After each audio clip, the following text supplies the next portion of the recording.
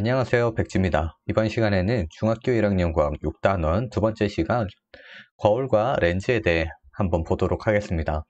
저번 영상에서 빛은 직진한다 라고 배웠죠.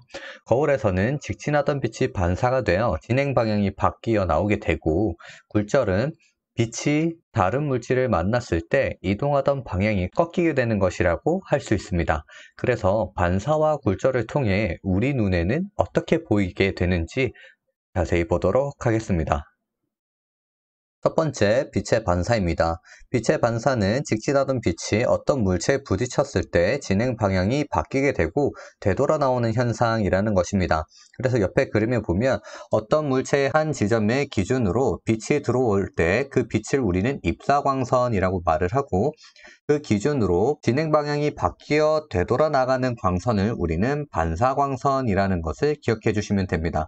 그래서 그 기준의 기점의 수직선을 우리는 법선이라고 하는 걸 기억해 주시면 됩니다.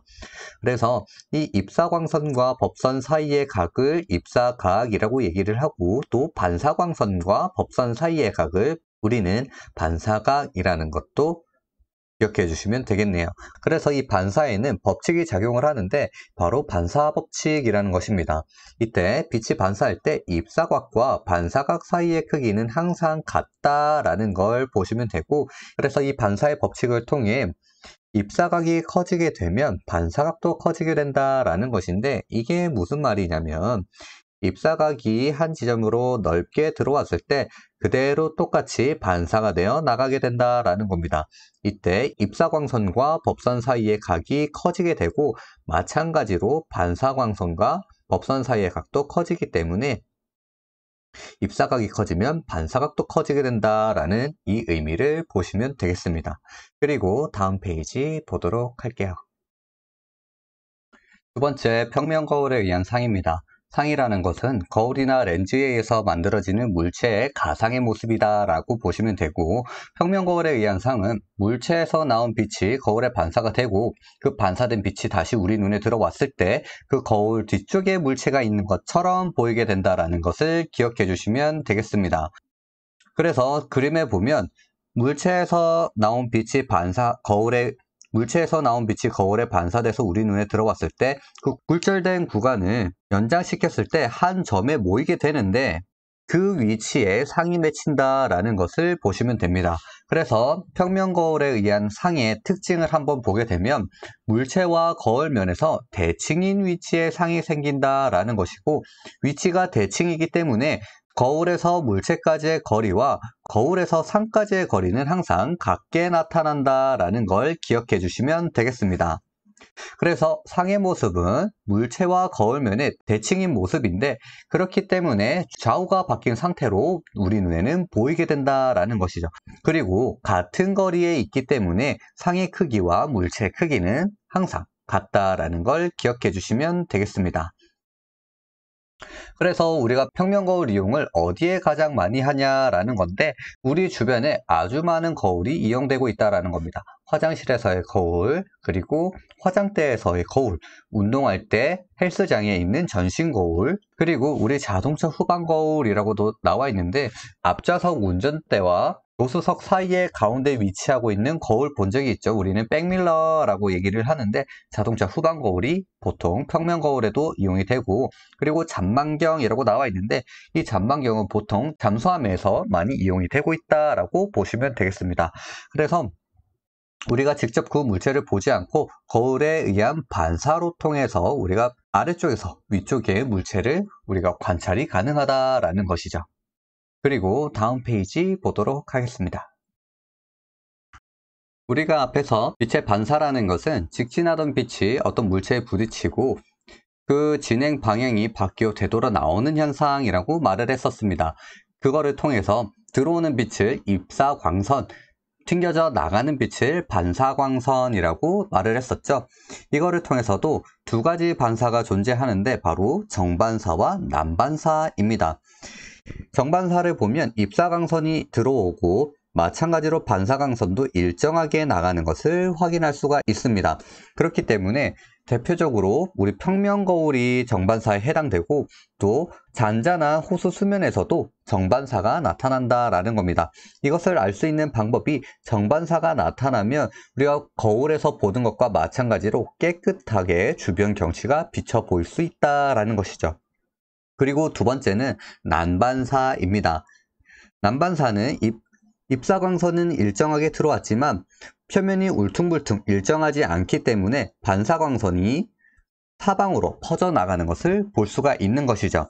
그래서 일렁이는 수면의 호수에서는 난반사가 이루어지기 때문에 주변의 경치가 보이지 않는 것을 확인할 수가 있습니다.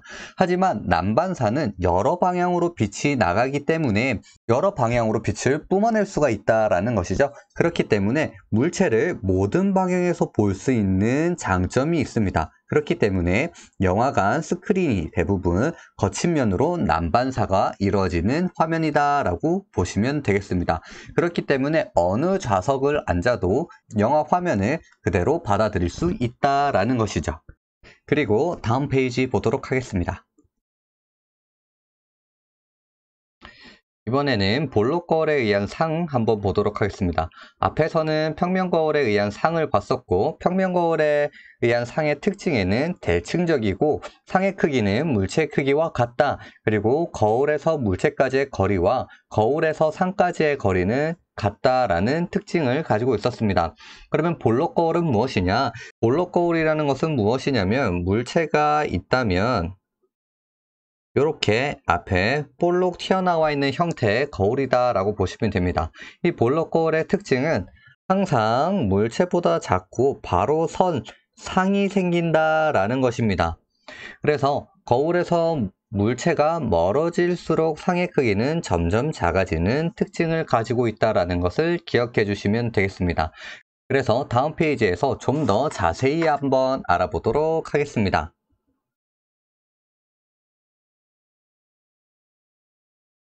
볼록 거울에서의 빛의 반사와 이용입니다. 먼저 볼록 거울에서의 빛의 반사를 보면 나란한 빛이 입사를 했을 때 볼록 거울 뒤에 한 점, 우리는 그것을 허초점이라고 하고 그 한 점에서 나온 것처럼 반사가 된다라는 겁니다. 우리 앞에서 볼록 거울은 항상 물체보다 작고 바로 서 있는 상이다 라고 한 거 기억하시죠? 이렇게 일자로 나란히 빛이 들어왔을 때 반사가 돼서 튕겨져 나갔습니다. 반사가 돼서 튕겨져 나갔는데 이 튕겨져 나간 빛을 연장시켰을 때 모이는 한 지점을 우리는 허초점이라고 하고 뒤에서 빛이 나온 것처럼 반사가 된다라는 말입니다.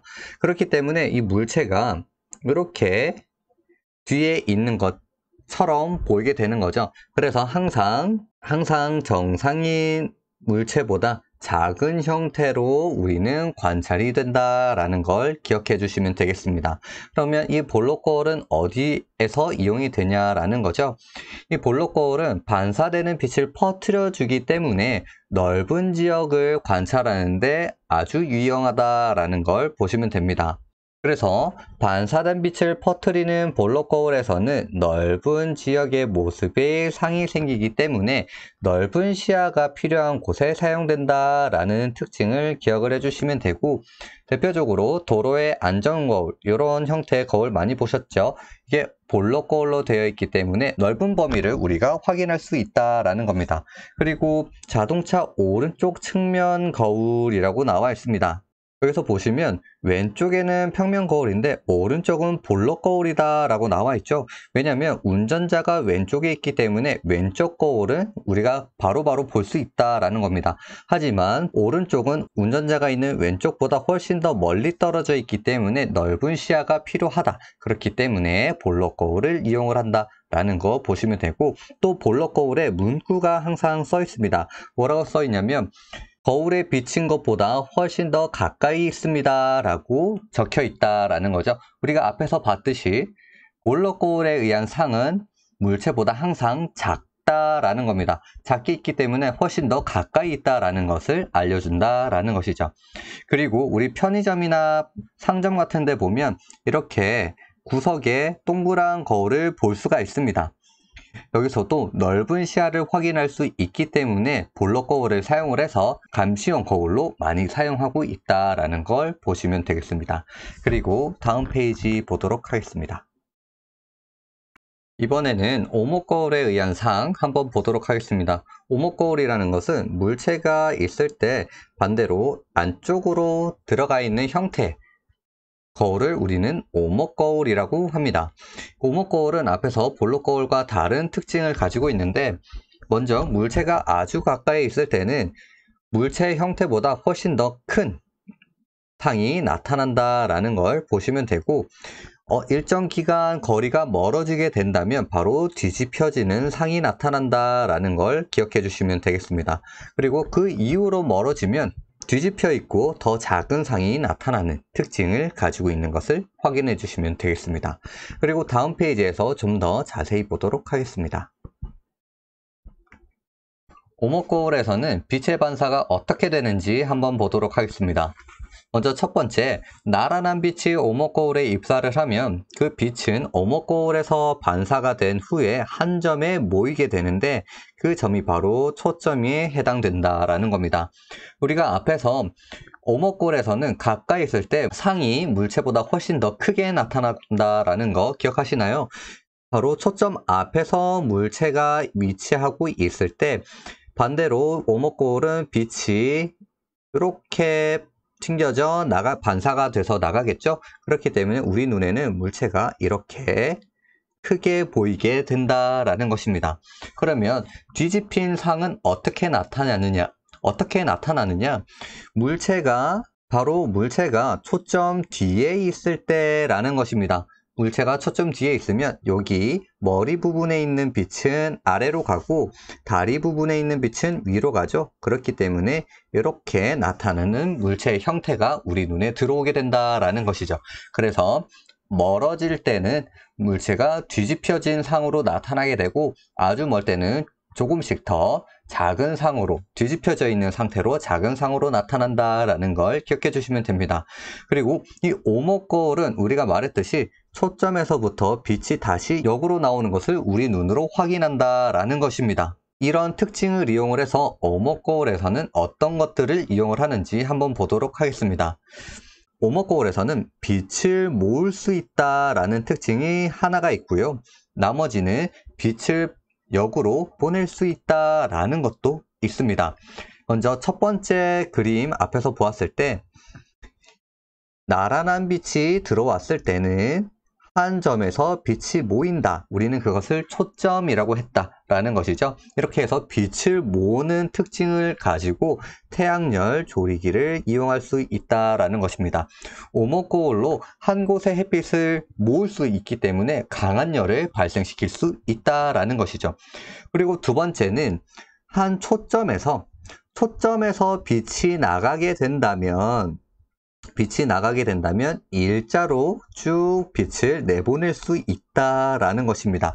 그것이 바로 등대 반사경이 있고요. 우리 랜턴 이렇게 사용을 할 때 안쪽에 오목거울을 두고 초점 지점에 전구를 든다면 일직선으로 멀리 빛을 내보낼 수 있다라는 특징을 가지고 있습니다. 이거를 기억을 해주시고 또 다음 페이지 보도록 하겠습니다.